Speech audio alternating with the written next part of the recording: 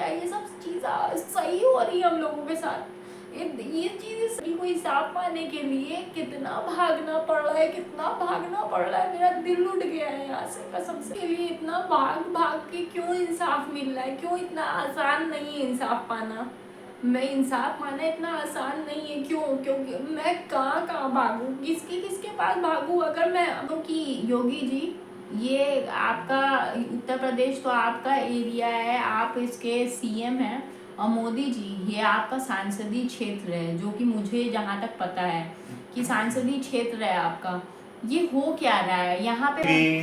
कोई भी इस चैनल को जो देख रहा हो, अगर ये वाराणसी पुलिस देख रही हो या कमिश्नर साहब देख रहे हो, पुलिस कमिश्नर, या डीएम साहब देख रहे हो, एसडीएम देख रहे हो, या बनारस के सीएमओ साहब देख रहे हो, तो आप लोग खुद डिसाइड कीजिए, आप लोग खुद देखिए कि किस तरीके का अभद्र व्यवहार हम लोग के साथ मतलब किया गया। इतना जैसी लड़की के लिए इंसाफ पाना इतना मुश्किल है, तो बाकी लोगों के लिए क्या ही। अरविंद केजरीवाल जी की यहाँ पे बड़ाई नहीं कर रही हूँ, मगर मेरे पापा जब वहाँ पे दिल्ली में एडमिट थे, जिसने जो पापा को स्टमक अल्सर था, खून की उल्टियाँ होती थी, मैंने मदद मांगी थी, मेरे बच्चे की फीस रखी हुई थी, चीज़ें रखी हुई थी, वो सब हॉस्पिटल में खर्च हुए। होगा, शायद वो गलत करवाते होंगे। को धमकी दी कि सिपाही अगर मेरे हॉस्पिटल में चढ़ करके आए, शराब पी करके गाड़ी चला। हिम्मत कैसे हुई? तुमने सिपाही को क्यों भेजा? तुमने केस क्यों किया? तुमने ये से बाहर निकलो। मैंने कहा हम लोग वो कर रहे हैं, हम लोग अनएम्प्लॉयड हो गए हैं, हम लोग के पास पैसा नहीं है, हम लोग की बच्चे की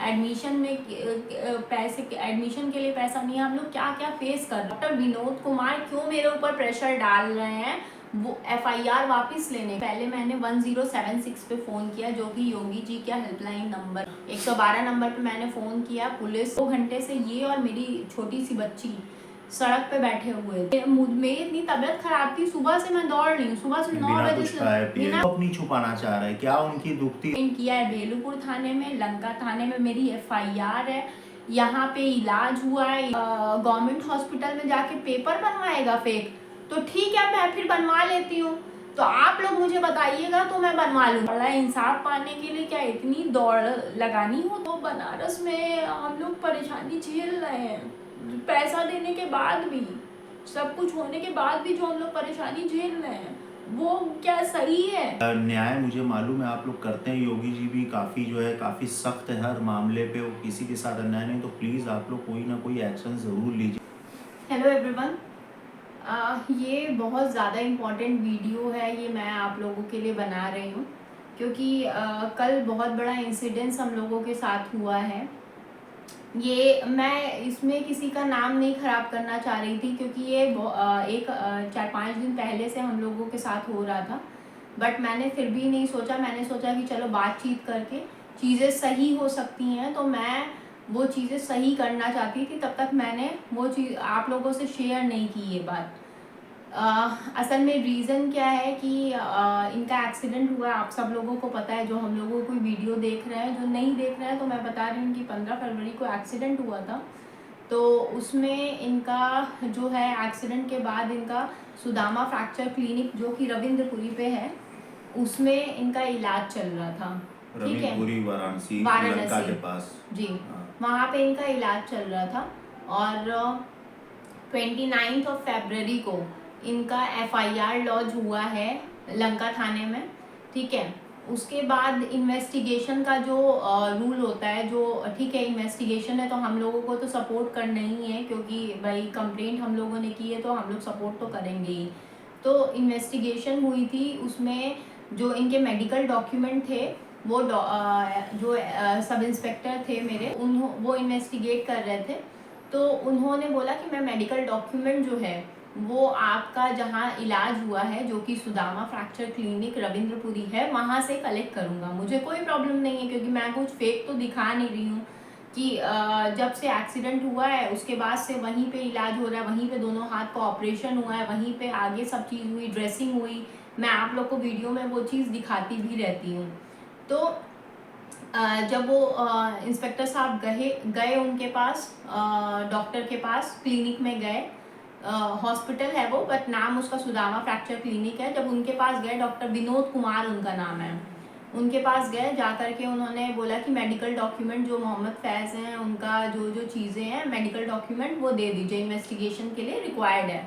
तो वहाँ पे चिल्लाने लगे, बोले कि मैं नहीं दूंगा, मेरे पास नहीं है, उन लोगों से मेरे पास कोई डॉक्यूमेंट नहीं है, आप जाओ। तो वो बहुत पोलाइटली बात करते हैं वो इंस्पेक्टर। तो वो उनसे बहुत रिक्वेस्ट किए डॉक्टर विनोद कुमार से, बट उन्होंने नहीं दिया। और उसके बाद मुझे तो पता भी नहीं था कि जो सब इंस्पेक्टर हैं वो वहाँ पे गए थे डॉक्यूमेंट कलेक्ट करने के लिए। उसके बाद इनके फादर के नंबर पे फ़ोन आया। डॉक्टर विनोद कुमार ने अपने नंबर से फ़ोन नहीं किया, वो बहुत चालाकी बरते, उन्होंने अपने नंबर से फ़ोन नहीं किया, अपना एक कंपाउंड स्टाफ है उसके नंबर से उन्होंने फ़ोन किया इनके पापा को। और इनके पापा को कॉल करके कहा कि मैंने आपसे कहा था ना कि आप जो है डॉक्यूमेंट वो जो आपने यहाँ पे इलाज करवाया है वो सही है, बट डॉक्यूमेंट जो है आप कबीर चौरा से बनवा लीजिए। कबीर चौरा एक गवर्नमेंट हॉस्पिटल है, वहाँ से बनवाने को बोला कि वहाँ से बनवा लीजिए। तो इनके पापा ने हम लोगों को फ़ोन किया, तो हम लोगों ने वही बोला कि जब सारा इलाज वहीं पे हुआ है, आप लोग भी मुझे करेक्ट कीजिएगा भाई अगर मैं गलत हूँ तो। जो एक नॉर्मल इंसान की जो सोच है, अगर मेरा इलाज कहीं से हुआ है तो मैं वहीं से डॉक्यूमेंट कलेक्ट करूँगी ना, मैं अपना गवर्नमेंट हॉस्पिटल से क्यों डॉक्यूमेंट बनवाने जाऊँगी। अगर मेरा गवर्नमेंट हॉस्पिटल से इलाज होता तो मैं बनवाने जाती। तो उन्होंने बोला कि कबीर चौरा से आप बनवा लेना डॉक्यूमेंट अपना। तो हम लोगों ने बोला कि भाई हम लोग क्यों बनवाएं डॉक्यूमेंट, जब आपने सारा इलाज किया, आपने ऑपरेशन किया, आप ड्रेसिंग कर रहे हैं, आप दवा दे रहे हैं, सब कुछ आप कर रहे हैं। फिर 15 फरवरी से हॉस्पिटल जब एक्सीडेंट हुआ तो आप ही के साहब ने ये बोला कि मतलब मेरे सामने की बात है, जब मैं वहाँ पे हॉस्पिटल में मतलब मैं बेड रेस्ट पे था, मतलब काफ़ी ज़्यादा कमज़ोरी हो गई थी, तो वहाँ पे मतलब कि उन्होंने बोला कि मेडिकल की बातें हुई, तो उन्होंने मेरे फादर को वहाँ भी बोला कि ऐसा है कि आप जो है ना बैक डेट का दिखा के, जैसे कि 15 तारीख को मेरा एक्सीडेंट हुआ है, तो 13 या 14 तारीख का बैक डेट का दिखा के कबीर चौरा में कुछ पैसे वगैरह लगेंगे, मतलब घूस समझ लीजिए या गलत तरीके से, तो वहाँ से कबीर चौरा से पैसे वैसे दे दीजिएगा तो आपका बन जाएगा। अब मुझे नहीं मालूम कि कबीर चौरा में देखिए पैसे लग के, मैं इल्ज़ाम नहीं लगा रहा हूँ कबीर चौरा हॉस्पिटल पर कि वहाँ पैसे लग के गलत डॉक्यूमेंट्स या गलत चीज़ें जो है वहाँ बनती है। मैंने कभी देखा नहीं, मुझे तो नहीं लगता ऐसा होता है, मैंने कभी देखा नहीं, मैंने कभी सुना नहीं, बट जो है उन्होंने बोला कि वहाँ चले जाइएगा, शायद उनके नॉलेज में होगा, शायद वो गलत करवाते होंगे इस तरीके से। तो वो जो है मतलब मेरे फादर से बोले, मुझसे बोले कि मतलब मुझे सुनने में आया कि मतलब थोड़ा दूर पे बात कर रहे थे कि आप वहाँ जाके पैसा दे दीजिएगा, आपका जो है डॉक्यूमेंट्स वहाँ के जो है मतलब बन जाएंगे तो इस एक तरीके से। बात बताइए, हम लोगों ने जब सारा इलाज यहीं कराया है तो हम उनके गवर्नमेंट हॉस्पिटल से क्यों डॉक्यूमेंट बनवाए? जब हम लोगों ने मना किया बनवाने से कि आपके पास इलाज हुआ है, आपने पैसे लिए तो आप डॉक्यूमेंट दीजिए, और हम लोग कोई मतलब कोई इंश्योरेंस हम लोग थोड़ी क्लेम कर रहे हैं, इसमें कोई इंश्योरेंस थोड़ी क्लेम कर रहे हैं। अरे भाई मेरा तो कोई इंश्योरेंस भी नहीं, अगर इंश्योरेंस होता तो भाई हम लोगों ने अपना जो बच्चा कुचा, हम लोगों की जो आमदनी थी, जो हम लोगों ने अपने बच्चे की फीस रखी हुई थी, चीज़ें रखी हुई थी, वो सब हॉस्पिटल में खर्च हुए हैं। मैं आपको लिटरली बता रही हूँ, हम लोग का कोई इंश्योरेंस नहीं है, कुछ भी नहीं था। तो वो चीज़ तो हम लोगों ने इनसे बोला कि हम लोगों ने एक एफआईआर की है, और उसके लिए इन्वेस्टिगेशन के लिए अगर इंस्पेक्टर आपसे मांग रहे तो इसमें कोई गलत बात तो नहीं है, मैं आपसे कोई फ्रॉड काम तो नहीं करवा रही। तो इन्होंने फिर मुझे हम लोगों को धमकी दी कि भाई अगर फिर कोई भी सिपाही मेरे हॉस्पिटल में चढ़ करके मेरे आए, फादर को फ़ोन करके बोला है। हाँ, कोई भी सिपाही अगर मेरे हॉस्पिटल में चढ़ करके आया तो मैं ये लिख करके दे दूंगा कि ये जब आया था, तो मतलब ये जब आए थे तो शराब पी करके गाड़ी चला रहे थे, उसी वक्त तो वैसे ही इनका एक्सीडेंट हुआ है। तो हम लोगों ने तब भी उनको कुछ नहीं बोला, मगर हम लोगों को ये बात बहुत बुरी लगी कि अब डॉक्टर जो है वो धमकी देने पे आ गए हैं।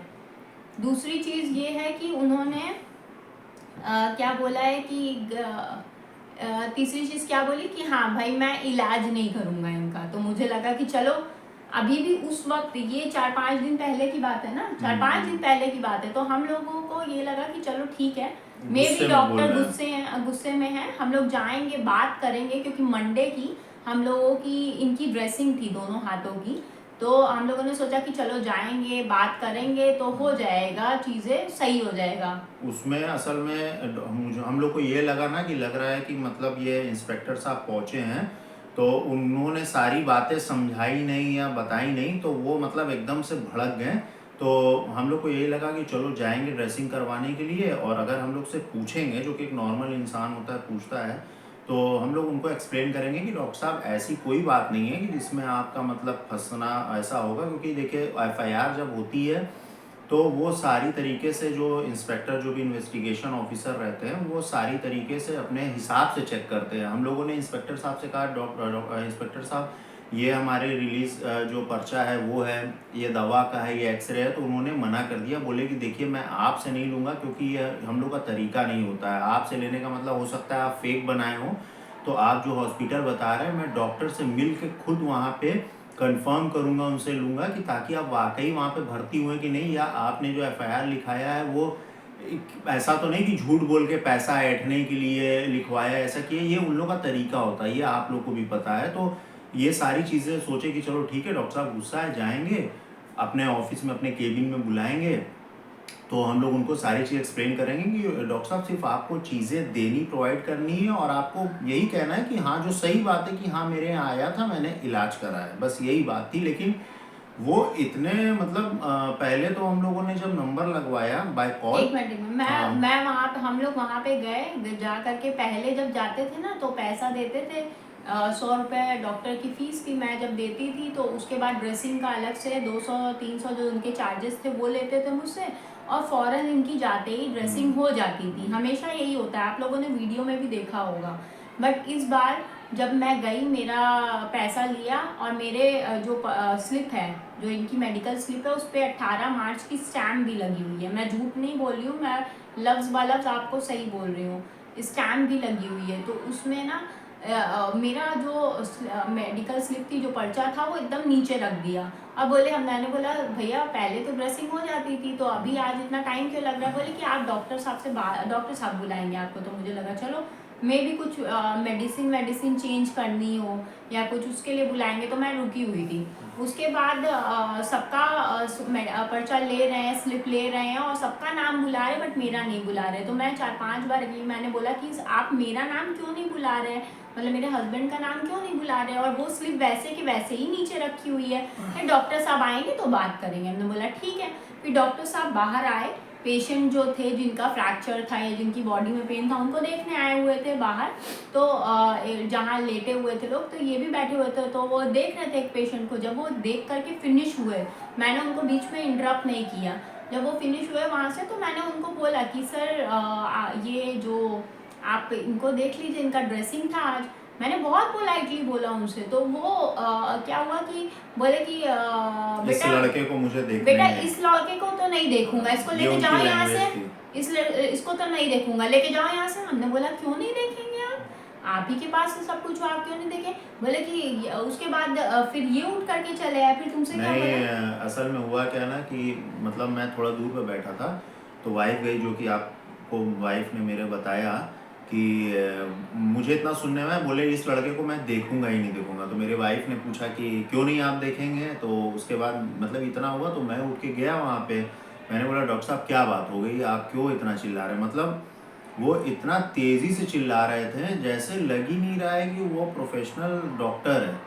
ठीक है, मतलब मैं समझा नहीं सकता कि मतलब वहाँ 100 मरीज और उनके साथ वाले थे, जो भी उनके केयर टेकर आए थे, वो सब उठ के भीड़ लगा लिए, मतलब इतना तेज़ कि तुम्हारी हिम्मत कैसे हुई, तुमने सिपाही को क्यों भेजा, तुमने केस क्यों किया, तुमने ये क्यों? हमने कहा डॉक्टर साहब बात तो सुनिए आप पहले मेरी, मैंने आपके ऊपर कोई केस नहीं किया, मुझे कुछ नहीं सुनना, तुम अभी कभी तुम लोग यहाँ से बाहर निकलो। मैंने कहा ड्रेसिंग है, उसके बाद 10-12 दिन के बाद मेरा प्लास्टर खुलने वाला, सारा इलाज आपके यहाँ से होगा।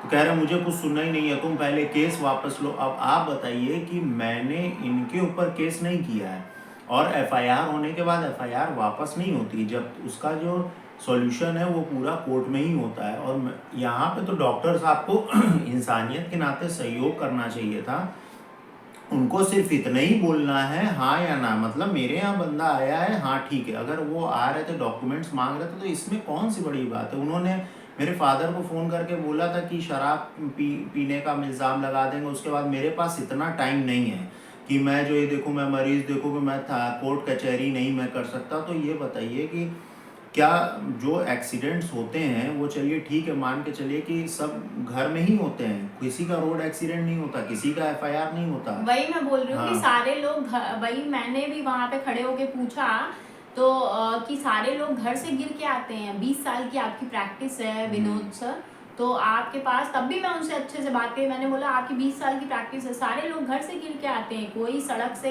नहीं आता है। आज तक कोई भी एक्सीडेंटल केस आया है तो एक भी इंसान ने एफआईआर नहीं किया, सब ऐसे ही थे। सर मेरी तो पूरी लाइफ खराब हो गई है, मेरा इनके जो जो पेन हम लोग वो कर रहे हैं, हम लोग अनएम्प्लॉयड हो गए हैं, हम लोग के पास पैसा नहीं है, हम लोग की बच्चे की एडमिशन में पैसे, एडमिशन के लिए पैसा नहीं है, हम लोग क्या क्या फेस कर रहे हैं। और क्या मैंने कोई लफ्ज़ एफआईआर में गलत लिखा है?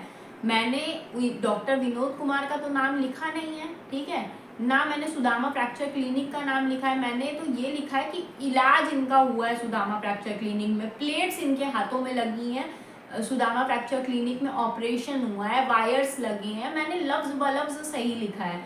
मैंने तो उस आदमी के खिलाफ लिखा है जिन्होंने इनका एक्सीडेंट किया है, जिसका गाड़ी का नंबर, ये सब चीज़ मैंने मेंशन किया है। तो ये क्यों डॉक्टर विनोद कुमार क्यों मेरे ऊपर प्रेशर डाल रहे हैं वो एफआईआर वापस लेने को? इनका उससे क्या रिलेशन है? अब तो मुझे डाउट होने लगा है, अब डॉक्टर विनोद कुमार की हरकत के बाद से मुझे डाउट होने लगा है कि भाई उन्होंने इनका इलाज भी सही किया है कि नहीं किया है। क्यों वो नहीं, इतना क्यों वो कोर्ट में जाने से और हर चीज लिख के देने से डर रहे पहले हैं तो कि इन्होंने सही हाँ, किया, ऑपरेशन भी नहीं किया है, पैसे के लिए इन्होंने गलत प्लेट तो नहीं डाल दी है। 15 तारीख को मैं वहाँ पे लगभग 10:30 बजे तक, क्योंकि 9:45 बजे तक लगभग मेरा एक्सीडेंट हुआ था 15 फरवरी 2024 को, 10:30 तक मैं वहाँ चला गया था। उन्होंने जो है 1 घंटे में अपने प्राइवेट वार्ड में रूम नंबर 7 में, मैं ये भी बता दे रहा हूँ, प्राइवेट वार्ड रूम नंबर 7 में वहाँ भर्ती भी था।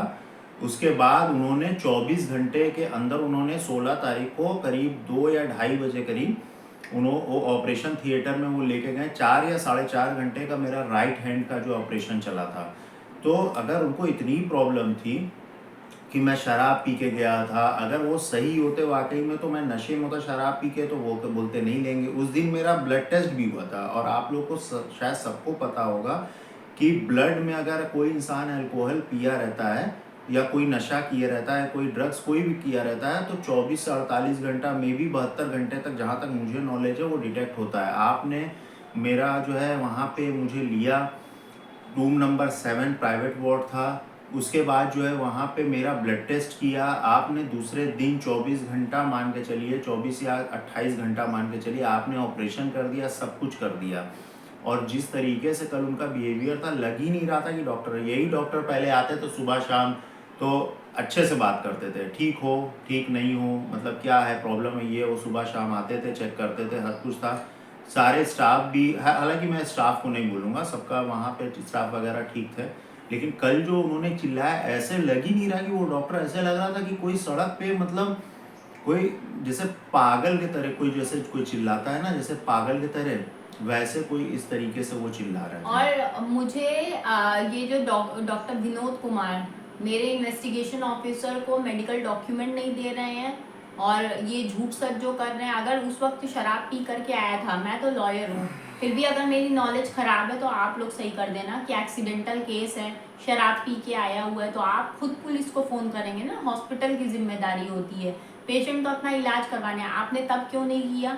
और अभी जब हम लोगों का ये जब वो इंस्पेक्टर मेडिकल डॉक्यूमेंट लेने गए, तो इनकी ये बदतमीजी, हम लोग गए, 100 पेशेंट होंगे करीबन, उनके बीच में खड़े होकर चिल्ला चिल्ला के बदतमीजी कर रहे हैं। ये दोनों हाथ इतने, मैं यहाँ से इतनी दूर से लेकर के धीमे धीमे ऑटो करके लेकर के पैसा खर्च करके लेकर के जा गई, उनको दिखा 2 घंटा बिठाया रहा, हम लोग सड़क पे बैठे रहे, मगर उस आदमी ने इलाज नहीं किया इनका। अच्छा, एक सबसे बड़ी मज़े की बात ये है, थोड़ा सा हल्का से कैमरा सेट करना था, थोड़ा सा रोशनी, ये है कि जब, हाँ, जब वहाँ पर आप ये बस बातें सुनते रहिएगा मेरी, जब वहाँ पर मैंने मतलब कि वहाँ पे ये जो हाँ 112 पे इन्होंने कॉल किया, जो कि यूपी का हेल्पलाइन नंबर है, कि सर देखिए मैं वहाँ पे पहुँची हूँ अपने हस्बैंड को लेके, मेरे नंबर से कॉल किया था, तो ये इलाज करने से मना कर रहे हैं और ऐसी-ऐसी बात है। तो वहाँ पे 112 नंबर की पुलिस, ठीक है, जैसा कि अच्छा यहाँ पे सर्विस है, तुरंत 5-7 मिनट में या 10 मिनट मान लीजिए हुआ होगा, आई। तो वहाँ पे एक बंदा अंदर आया, मतलब वो जो जो भी सिपाही था वो आया, ये मेरे वाइफ के साथ अंदर गया, मैं तो बाहर बैठा था। तो उसने कहा कि आप इलाज करने से मना क्यों कर रहे हैं? तो कहा मैं नहीं करूँगा, मैं डॉक्यूमेंट्स नहीं। मैं इनकी हालत ऐसे देख नहीं पा रही थी। पहले मैंने 1076 पे फ़ोन किया, जो कि योगी जी का हेल्पलाइन नंबर है, ठीक है, महिलाओं के लिए, सबके लिए। तो मैंने उस पे फ़ोन किया, मैंने अपनी सारी चीज़ें बताई कि भाई ऐसा एक्सीडेंट हुआ था, यहीं पे इलाज चल रहा था, बट जब से इंस्पेक्टर आए हैं मांगने के लिए मेडिकल डॉक्यूमेंट, इन्होंने इलाज करने को मना कर दिया। अब ये मेरे ऊपर प्रेशर बना रहे हैं कि कबीर चौरा से हॉस्पिटल, गवर्नमेंट हॉस्पिटल से जाके कागज़ बनवाओ, फेक डॉक्यूमेंट, जो कि मैं नहीं बनवाना चाहती। मैं सही चीज़ों पे चलना चाहती हूँ। तो उन्होंने 1076 वालों ने बोला कि मैंने अपने हस्बैंड के नंबर से फ़ोन किया था, क्योंकि मेरा नंबर जो है वो दिल्ली का है, तो लग नहीं रहा था। तो फिर यहाँ पे जब फ़ोन उनको किया, तो उन लोगों ने बोला कि मैडम ये प्राइवेट हॉस्पिटल का मैटर है, ये हम लोग नहीं लेते। पहली बात ये हो गई। फिर मेरे पास सेकंड ऑप्शन यही था कि मैं 112 नंबर पे फ़ोन करूँ। 112 नंबर पे मैंने फ़ोन किया, पुलिस यहाँ की ख़राब नहीं है, पुलिस वालों ने मेरी हेल्प की, वो आए, आ करके बोले, उनको मैंने सारी चीज़ें वही जो आप लोगों को बताई, वो सारी चीज़ें मैंने पुलिस वालों को बताई। पुलिस वाले आए और मुझे लेकर के गए कि मैडम आपको अंदर चलना पड़ेगा। मैंने बोला सर वो बदतमीज़ी कर रहे हैं, मैं नहीं जाऊँगी। तो उन्होंने बोला मैं खड़ा हूँ, आप चलिए। तो मुझे लेकर के अंदर वो गए, और डॉक्टर साहब अंदर देख रहे थे। तो उन्होंने बोला क्या बात है? तो वो डॉक्टर का आप सुनिए, वो मुझे क्या कह रहे हैं। बोल रहे हैं कि इसके ऊपर, मेरे ऊपर, इसके ऊपर तो मैं धोखाधड़ी का केस करूँगा। तो हमने बोला ऐसा क्या हमने आपको धोखा दे दिया है डॉक्टर साहब? बोले कि तुम लोगों ने यहाँ पे धोखे से इलाज करवा लिया, और फिर कबीर चौरा से पेपर नहीं बनवाए, तुम लोगों ने यहीं से पेपर मांग रहे हो। तो हमने बोला सर आप अपने सेंसेस में हैं? ये मैंने बोला था, मैंने बोला सर आप अपने सेंसेस में हैं, आप क्या बात कर रहे हैं वो पे? और मैं कहीं आपसे इलाज करवाऊँ, सब चीज़ आपको दूँ, पैसे आपको दूँ, सब चीज़ आपसे दूँ, और वो जाके मैं कबीर चौरा पे निकलो यहाँ से। इस तरीके से मुझे अपने केबिन से निकाल दिया। तो वही पुलिस वाले थे, तो उन्होंने बोला आप बाहर आ जाइए मैडम। कि उन्होंने फिर मैंने पुलिस वाले से बोला, 112 पांडे करके थे, तो उन्होंने उनसे मैंने बोला, 12:56 की मेरी कॉल थी, 4 मिनट मेरी उनसे बात हुई है। उसके बाद फिर आए हैं वो, उसके बाद करीबन 1:15 या कुछ बजे आए हैं। तो वो मेरी आ करके वही मैंने बोला, देख रहे हैं सर आपके सामने कितनी बदतमीज़ी वो मुझसे कर रहे हैं।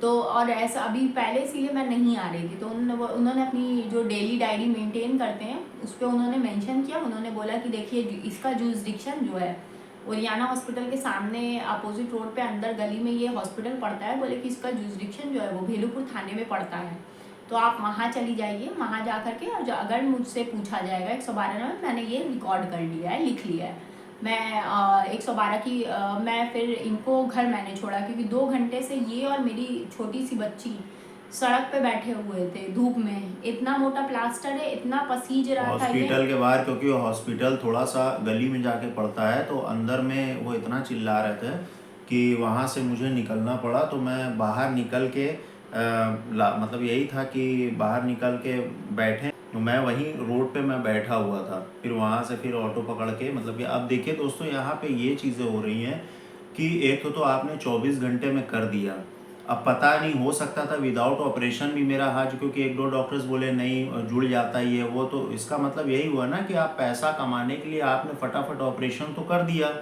उसके बाद जब वहाँ पे चीज़ें आ रही हैं तो आप बोल रहे हो कि मेरे यहाँ इस तरीके की चीज़ें नहीं हुई हैं। अब मुझे डाउट हो रहा है, अब मुझे इस बात का डाउट हो रहा है, क्यों अगर इन्होंने ऑपरेशन किया, इन्होंने सब किया, क्यों ये मेडिकल डॉक्यूमेंट पे लिख करके नहीं दे रहे हैं? इसका मतलब इन्होंने ऑपरेशन में कुछ जोल छाल किया हुआ है मेरे हस्बैंड की। मेरी ऑलरेडी हम लोग कितना झेल रहे हैं, 2 घंटा हम लोग बैठे हुए थे सड़क पे, और पुलिस आई है, ये आई है, इतना सब कुछ हुआ, उन्होंने इतनी बदतमीजी की है। ये पसीना, कितना गर्मी हो रही है उसमें, पसीने से वो हो रहा है। उसके बाद फिर मैं इनको यहाँ पे घर पे मैंने छोड़ा है। उसके बाद मैं भेलूपुर थाने गई हूँ, पहले मैं लंका थाने गई हूँ। लंका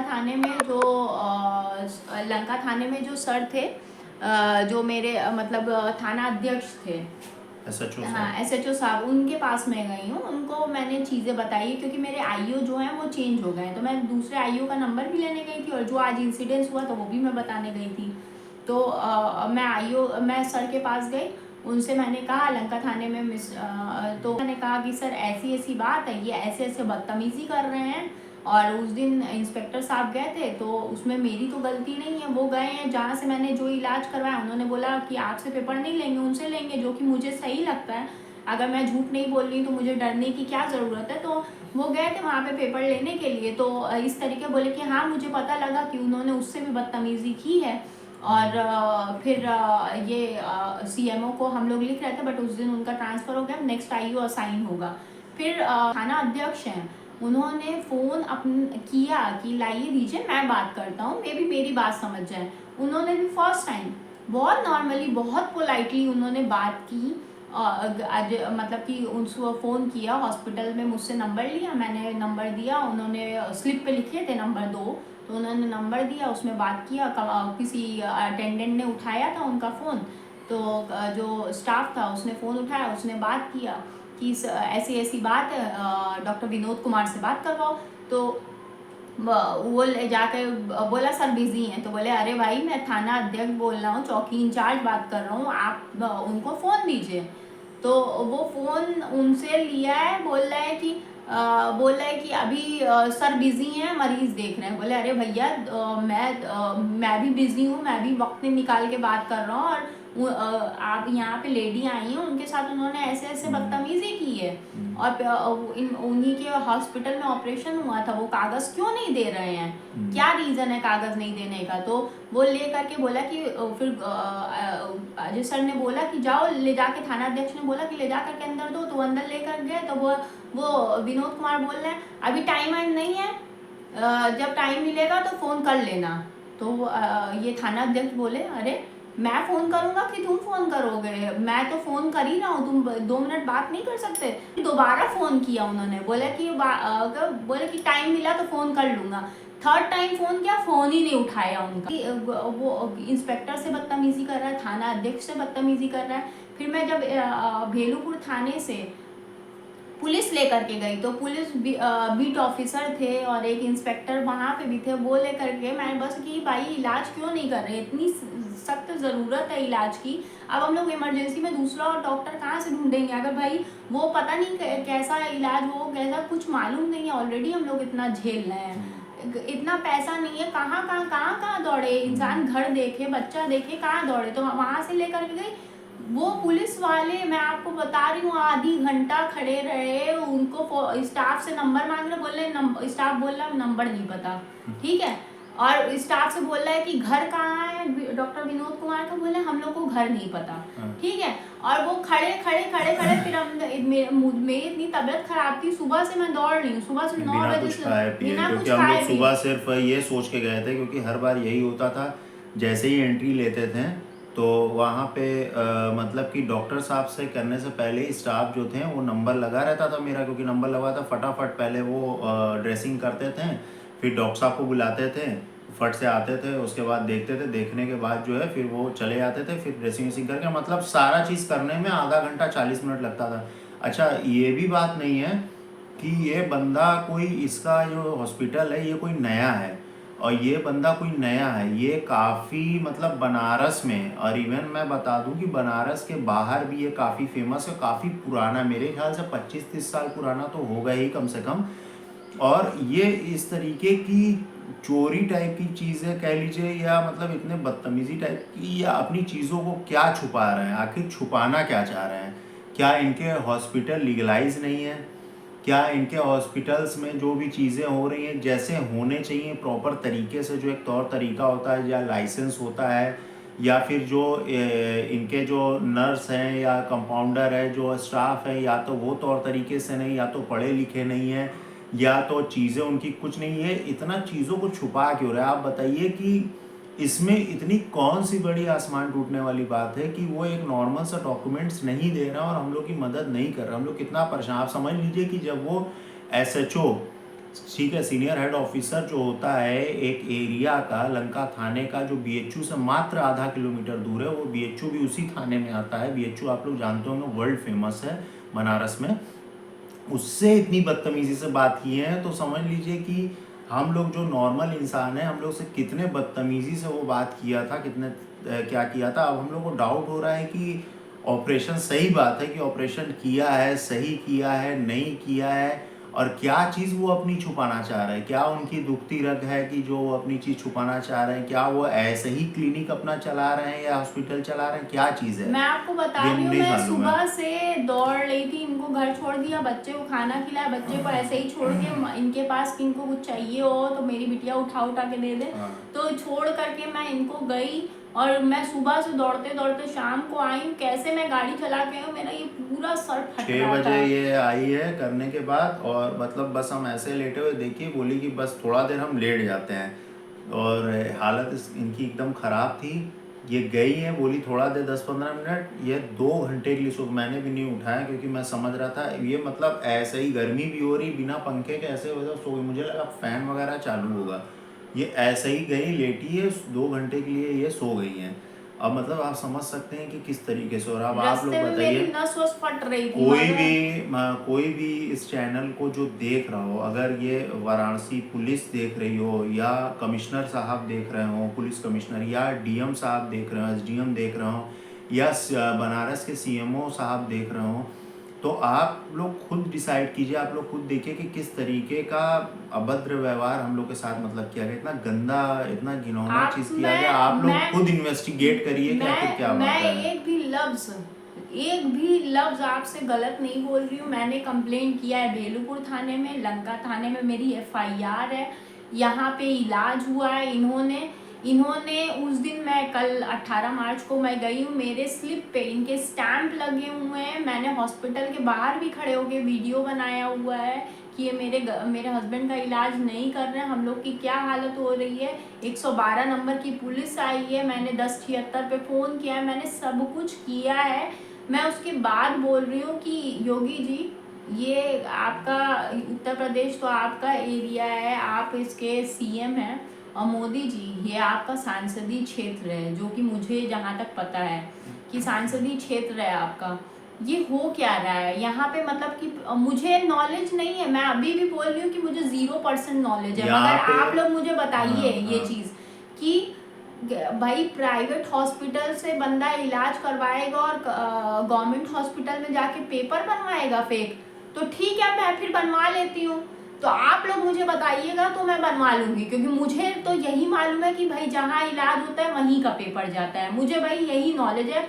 जब मेरी जैसी पढ़ी लिखी लड़की को, ठीक है, पढ़ी लिखी लड़की को इन लोग इतना टहला रहे हैं, घुमा रहे हैं, तो इन लोग जो बेचारे गांव के अनएजुकेटेड लोग जाते होंगे, पढ़े लिखे जो नहीं है, उनको जितनी इतनी समझ नहीं है, उनको इन लोग बेवकूफ़ बना के यही डॉक्टर यही करते होंगे कि बोलते होंगे कि भैया तुम यहाँ से इलाज करवा रहे हो, जाके कबीर और चौरा झूठा पेपर आप बनवा समझ लो। लीजिए, आए होंगे एक्सीडेंट के, और शायद उसमें से 1000 में से मान लीजिए 200 केसेस भी एफआईआर हुए होंगे, तो ये डॉक्टर ने फर्जी बनवाया होगा, कहीं ना बोला उनसे बोला बोल होगा, करके वो बोला बेचारे होगा। डॉक्टर बेचारे लोग समझ रहे होंगे कि हाँ भैया ये डॉक्टर बोल रहे हैं तो सही बोल रहे होंगे, जाके कबीर चौरा हाँ, या या कहीं कोई भी गवर्नमेंट देखिए, हॉस्पिटल मैं उनके किसी गाँव पे के इल्जाम, आसपास। मैं किसी पे इल्जाम नहीं मुझसे लगा। कबीर चौरा का नाम लिया, हाँ, ठीक है। नहीं नहीं, और कबीर, बाकी कोई हाँ आसपास के कोई भी हॉस्पिटल गवर्नमेंट के ये बनवाते हाँ, ये होंगे, मुझे बनवाते मालूम होंगे। नहीं है, मगर ये ऐसा इनका रवैया है। क्योंकि मैं अपने ऊपर रख के सोच रही हूँ कि जब मैं पढ़ी लिखी हूँ तो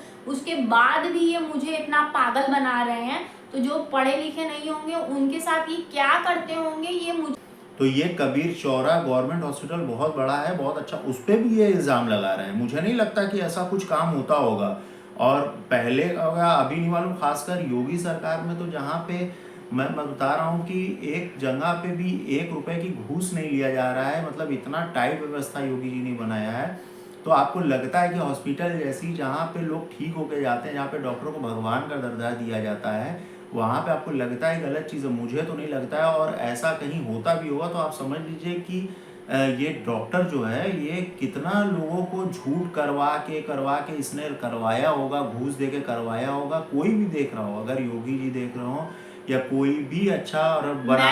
मैं ये वीडियो ना सब तरफ डालूंगी, मैं ट्विटर पे भी डालूंगी, मैं सीएमओ के जो हैं बनारस के उनको भी टैग करूंगी, मैं डीएम जो हैं बनारस के उनको भी टैग करूंगी, जो भाई योगी जी हैं सीएम जो हैं यूपी के उनको भी टैग करूंगी, मैं मोदी जी जिनका सांसदीय क्षेत्र है मैं उनको भी टैग करूंगी। आप ही लोग बता दीजिए कि क्या ये हम लोगों के साथ सही हो रहा है। हम लोग तो ऑलरेडी बहुत ज़्यादा परेशान है, कसम से इतना परेशान है कि बस रोते नहीं है, मगर हम लोग बहुत ज़्यादा परेशान है, मगर उसके ऊपर इतना हम लोगों को परेशान किया जा रहा है, हम लोग को इलाज नहीं मिल रहा है, हम लोगों को जगह जगह भागना पड़ रहा है इंसाफ पाने के लिए। क्या इतनी दौड़ लगानी होती है?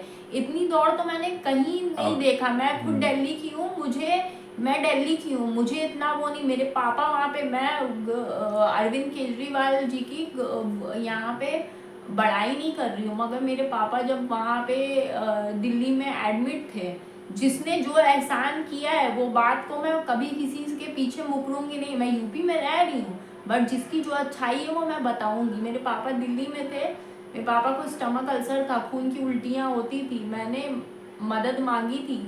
मेरे पापा को लोकनायक हॉस्पिटल में आईसीयू में 1-1.5 महीना रखा गया, ऐसी कोई परेशानी मुझे झेलनी नहीं पड़ी। मगर जो मैं यहाँ झेल रही हूँ वहाँ पे तो मैंने पैसा भी नहीं दिया, गवर्नमेंट हॉस्पिटल में मेरे बाप का इलाज हुआ। वो 1 साल पहले मर जाते, 2021 में, 2022 में उनकी डेथ हुई। मगर जो बनारस में हम लोग परेशानी झेल रहे हैं, पैसा देने के बाद भी, सब कुछ होने के बाद भी जो हम लोग परेशानी झेल रहे हैं, वो क्या सही है? आप लोग सब लोग बताइए क्या सही है? मैं अकेले हो के इनका दोनों हाथ वो है, कैसे कैसे मैं ऑटो से लेकर के जाती हूँ, फिर लेकर के आती हूँ, कैसे कैसे मैं भाग रही हूँ जगह जगह इंसाफ पाने के लिए। क्या ये सब चीज़ सही हो रही है हम लोगों के साथ? ये चीज़ें सही हो रही? मेरी छोटी सी बच्ची, उसको घर पे छोड़ करके, इनको घर पे छोड़ करके मैं हर एक जगह इंसाफ पाने के लिए भाग रही हूँ। क्या सब चीज़ें आप लोग सही कर रहे हो यूपी में रह करके? मुझे तो अब मतलब मेरा दिल हट गया है इन लोगों से।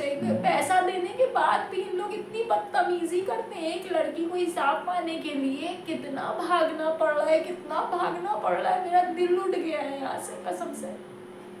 मोदी जी का संसदीय क्षेत्र है, उनके 6 विधायक, जहाँ तक मुझे नॉलेज है बनारस में 6 विधायक हैं, वो भी बीजेपी के हैं। अगर आप लोग भी देख रहे हो, आप लोग भी जो है न्याय, मुझे मालूम है आप लोग करते हैं, योगी जी भी काफ़ी जो है काफ़ी सख्त है हर मामले पे, वो किसी के साथ अन्याय नहीं, तो प्लीज़ आप लोग कोई ना कोई एक्शन ज़रूर लीजिए। और इस तरीके से जो परेशान किया, आप बताइए कि ये हाथ लेके अगर मैं न्याय मांग रहा हूँ, ठीक है, कि जिसने एक्सीडेंट किया उसको आप पकड़िए, उसके ऊपर कार्रवाई कीजिए या जो भी है। नहीं, पुलिस वाले जो हैं वो अच्छे से काम कर रहे नहीं, हैं, वो कर रहे हैं, वो कर रहे हैं। मैं ये बोल रहा हूँ कि मैं अपने उनसे मैटर भी नहीं था। कल जुरिसडिक्शन भेलूपुर की लग रही थी, मगर मैं लंका थाने गई क्योंकि उनके पास एफआईआर है मेरी, तो उन्होंने मेरी मदद करने की कोशिश की, वो मदद कर रहे हैं। मगर ये जो हो रहा है, इन लोग जो कर रहे हैं मेरे साथ, मैं हर चीज़ के लिए इतना भाग भाग के, क्यों इंसाफ मिल रहा है? क्यों इतना आसान नहीं है इंसाफ पाना? मैं इंसाफ पाना इतना आसान नहीं है, क्यों? क्योंकि मैं कहाँ कहाँ भागूँ, किसके पास भागूँ? अगर मैं इतनी एजुकेटेड नहीं होती, मैं इतनी पढ़ी लिखी नहीं होती, तो मैं तो घर में ऐसे बैठ जाती, इनकी जो हाल है उस पर बैठ कर के बस रोती दिन रात, ऊपर वाले से ये मांगती कि भाई इनको सही कर दीजिए। मुझे नहीं पता, मुझे हर सिल्वर कलर की स्प्लेंडर थी ना, हर कलर की सिल्वर कलर की स्प्लेंडर देख करके लगता कि भाई यही शायद गाड़ी वाले ने मेरे हस्बैंड को मारा होगा, यही गाड़ी वाले ने मेरे हस्बैंड को मारा होगा। जब मेरे लिए, मेरी जैसी लड़की के लिए इंसाफ पाना इतना मुश्किल है, तो बाकी लोगों के लिए क्या ही होगा वो तो मुझे मालूम नहीं। मुझे इतना इन लोग भगा रहे हैं, इतना भगा रहे हैं, इतना दौड़ाते हैं इन लोग मुझे कि मेरी ज़िंदगी जैसे लगता है कि अरे भाई ये एक्सीडेंट हो गया ऑलरेडी, तो मैं झेल रही हूँ, मेरे पास पैसा नहीं है, मेरे पास कुछ नहीं है, मेरी भीख मांगने की नौबत है, मगर मैं किसी से भीख नहीं मांग रही हूँ अभी भी। मगर इतना कोई परेशान करता है क्या?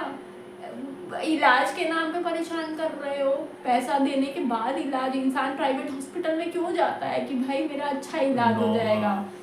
पैसा देने के बाद नॉर्मल, अगर डॉक्टर डॉक्टर को कोई प्रॉब्लम थी, शिकायत थी, तो वो मुझको, हम लोग को बुलाते अपने केबिन में, जो उनका ऑफिस था, उसमें बात करते हैं हम लोग, सारी चीज़ें एक्सप्लेन करते हैं तो शायद समझ में आए। लेकिन वो पता नहीं कैसे डॉक्टर बन गए, क्या बन गए, फर्जी डिग्री पा के या ऐसे ही कहीं प्रैक्टिस करके उसने लोगों का चीर फाड़ करना शुरू कर दिया है, ऑपरेशन करना शुरू कर दिया। क्या है मुझे तो नहीं लगता। जो बिहेवियर था ना, कसम से बचपन से लेकर जब से होश संभाला है और आज इतनी एज तक में मैंने किसी भी डॉक्टर, मैं बोल रहा हूँ ना कि जो झोला छाप जिसको कहते हैं डॉक्टर ना, वो भी इस तरीके से बात नहीं करता। जिसके पास कोई डिग्री नहीं रहती, जो झोला छाप होते हैं, इधर उधर क्लिनिक छोटा छोटा खोले रहते हैं जिनको गांव देहात में, वो भी इनसे कई अच्छे तरीके से बात करते हैं। वो बहुत बदतमीजी, मतलब इतनी बदतमीजी, इतना चिल्ला रहा था कि एकदम गुस्सा आ गया मुझे। मैंने बोला कि आप इतने तेज चिल्ला के क्यों बात कर रहे हैं आप? तो जब ये सब बोला तो बिना बात कहे सुने और अपने केबिन में घुस गया। उसके बाद उसको इतनी शर्म नहीं, मरीज देख रहा। वहाँ पे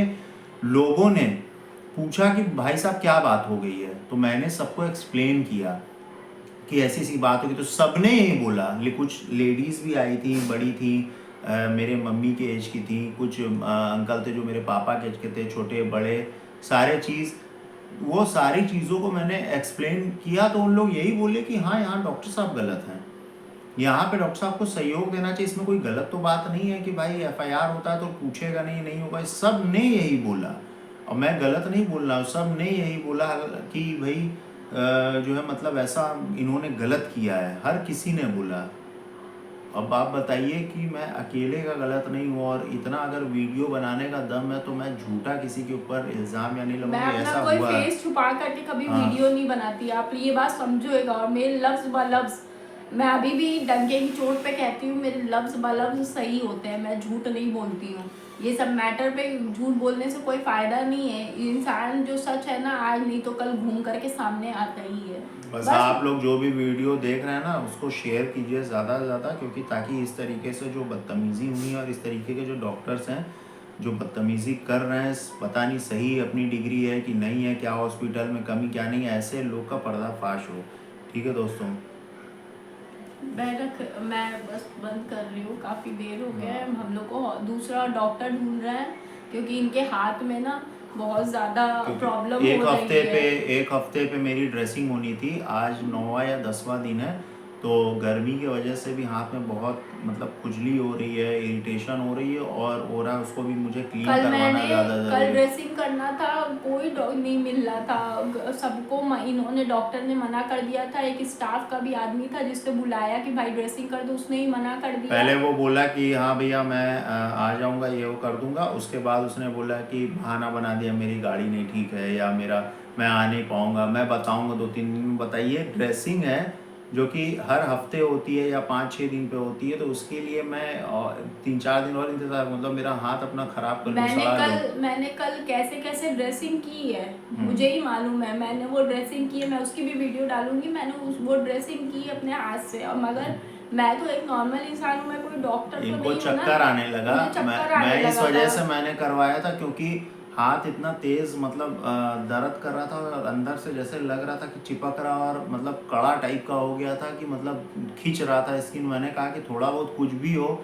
थोड़ा सा कर दो, कुछ उसमें क्लीन करके डेटॉल वेटॉल से क्लीन करके कर दो, कम से कम आज भर राहत मिल जाए। कल डॉक्टर्स का पता करके वहाँ चल के अच्छे तरीके से जो है उसको ड्रेसिंग करवाएंगे। और 12-13 दिन सोचिए दोस्तों, प्लास्टर खुलने को बचा और इस तरीके की हरकत हो रही है। पैसा तो पूरा आपने ले लिया, दवा भी आप महंगे, ऐसा नहीं कि दवा नहीं है।